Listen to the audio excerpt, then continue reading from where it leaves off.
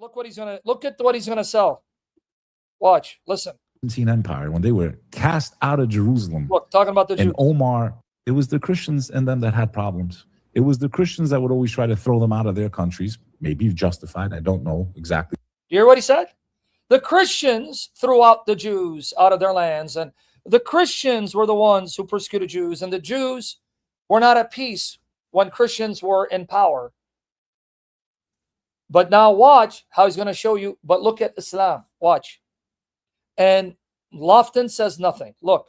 Why? But it was the Christians who massacred them. The Inquisition, World War I, World War II. It was the Christians. See? Or so-called Christians, right? Yet they want to paint this narrative that it's the Muslims that hate Jews. When they were thrown out of the Byzantine Empire, when they were cast out of Jerusalem. So the Byzantine Empire cast them out of Jerusalem. See? But look what Umar did. Umar ibn al-Khattab. Now watch. And Omar al-Khattab, the second king of the Muslims, took control of Jerusalem through negotiation. No blood was spilled. No blood was spilled. No blood was spilled.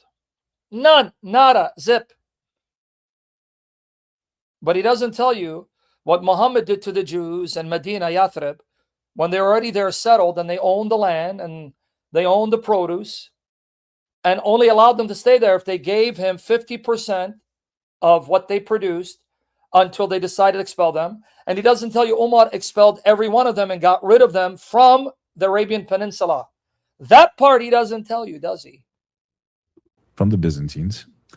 And there was no Jews there. They were kicked out completely. Now watch how wonderful I call them Israelites. What is? That word's a new word. They were kicked out. And Omar al-Khattab said, how are there no Israelites here? How are there no... Did you catch it?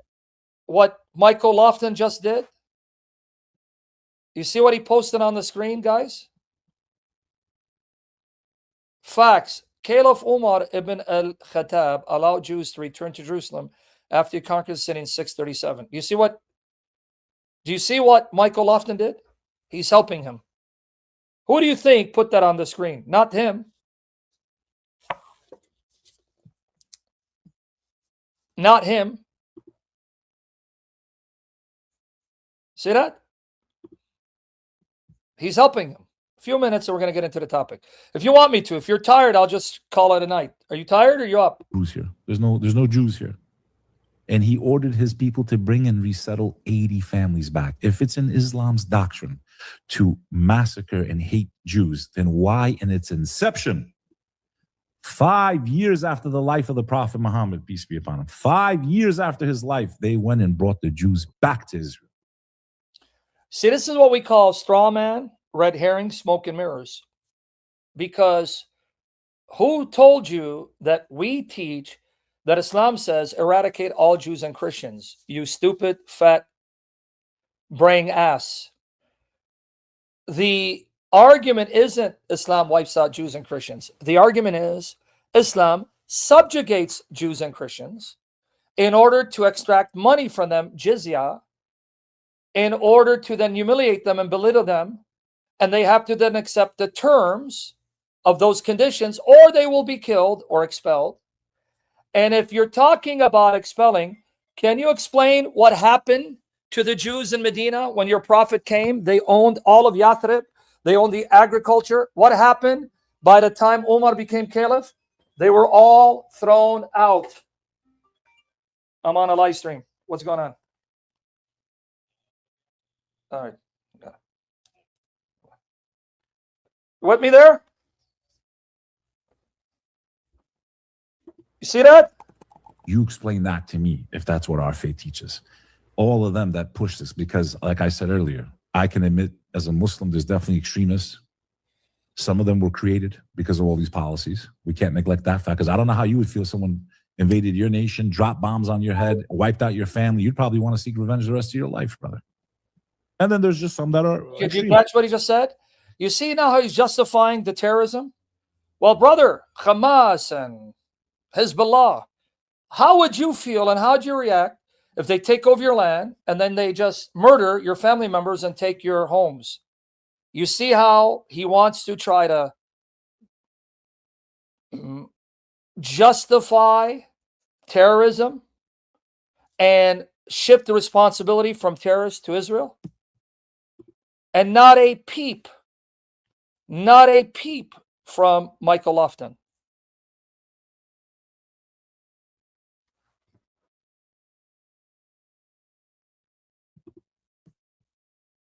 And we're going to get into the topic.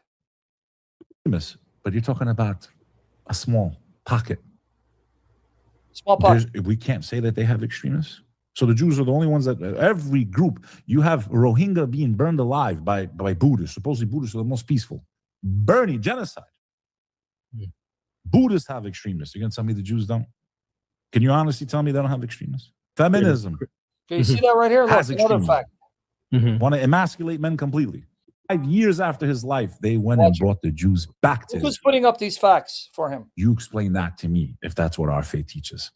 All of them that push this, because like I said earlier, I can admit as a Muslim, there's definitely extremists.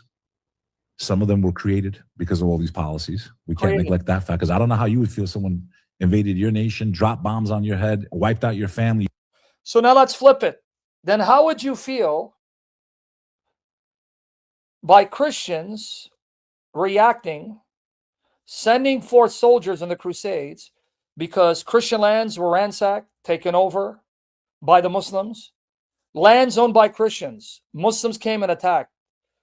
Lands owned by Christians who posed no threat to Muslims, who didn't challenge them, who weren't trying to kill Muslims, who didn't even know who Muslims were. They came and took over the Christian lands and then imposed jizya on Christians and imposed limitations and regulations on Christians so they couldn't worship freely. Now, do you then justify the Crusades in response to the Muslims barring Christians from their holy sites? Do you then justify if a Christian nation comes and then attacks a Muslim country because they took a land away from Christians? For example, Iran belonged to the Zoroastrians, not to the Muslims. Egypt was in control of the Christians, not Muslims. And you just said Jerusalem is under the control of Christians, not Muslims. You understand? Two can play that game, right? Two can play that game? All right. You'd probably want to seek revenge the rest of your life, brother. And then there's just some that are extremists. But you're talking about a small pocket. Small pocket. We can't say that they have extremists. So the Jews are the only ones that every group, you have Rohingya being burned alive by Buddhists. Supposedly Buddhists are the most peaceful. Burning, genocide. Watch it. Buddhists. See? Who do you think are putting those facts on the screen? Yeah, he is a Muslim. He converted to Islam. Who do you think is putting those facts for him on the screen? Jewish terrorist groups such as the Irgun carried out terror attacks against British authorities in mandatory Palestine, including the 1946 bombing of the King David Hotel. Who do you think is putting that on the screen? I don't want to belabor it. Let him just finish his point. Let me just have extremists. You're going to tell me the Jews don't? Can you honestly tell me they don't have extremists? Feminism has extremism. Want to emasculate men completely. Now watch Michael's I'm all face. for women's rights. 2 more minutes. As someone that believes in the God of Abraham, as you do. Someone who believes in the God of Abraham, as you do. From our perspective, and remember, a lot of this overlaps, brother. Listen. Watch Michael Lipton's face. Not a peep, not a word to respond. The major differences between Christians and Muslims is the position that Christ is in. I'm not here to preach to your audience. I believe everyone chooses their path. I believe only God should judge. That's what he's been doing for an hour, preaching his propaganda, half truths, half, half of the facts. And only God should have his vengeance and his judgment. And Islam is also chapter 2, 256. There is no compulsion in religion. You're not. See what he just quoted again? Surah Al-Baqarah, a passage we've addressed 10 billions of times, giving you the historical context according to the Sunni sources. Because if you just read in the Quran, it's a contradiction. There is no compulsion in religion. La ikraha fadin. Doesn't tell you what the context is. Doesn't try to reconcile with the other passage that says, fight those who don't believe like you and subjugate them until they pay the jizya. And not a word from Lofton. Not a word from Lofton. Allowed to force anybody, which is why to this day Spain is still Catholic, brother. Spain is still Catholic because Islam doesn't force religion down people's throats. You see? And not pushback. No, because Islam says your bread and butter, your money, your livelihood are the dhimmi, the dhimmis, dhimmatud. Dhimmi are the people who have been subjugated, conquered, vanquished, but want to still stay in their religion, Judaism or Christianity, but then they have to pay the jizya money to live under those conditions or they'll be killed.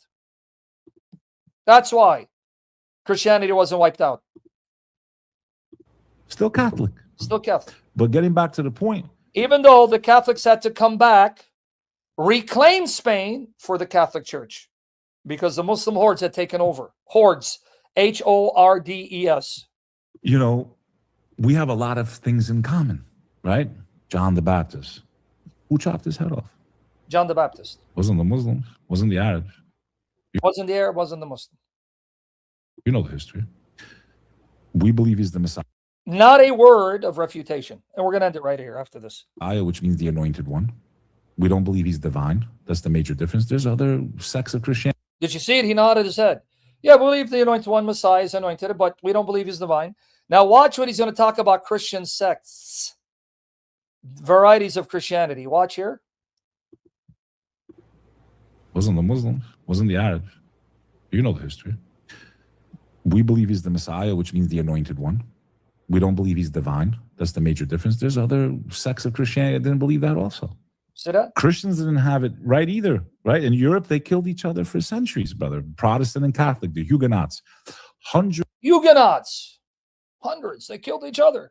There wasn't one branch of Christianity. There were Christians that believed like me, Jesus was a man. Hundreds of millions of people were wiped out. That's why a certain sect of Protestants, came. The lie that I heard as a Protestant when I was an anti-Catholic that the Inquisition killed was 68 million, which would have been astronomically impossible because Europe did not reach that number in its totality. But I didn't know any better. He said millions, and he's just looking. Came and migrated to the U.S. They were the first pilgrims. They couldn't even get along with other sects of Protestantism. This is the fact. So when they say a Christian nation, when you have white supremacists, when did us white people ever get along? Even up until this last century. All right. My family was massacred by Serbians. Nodding his head.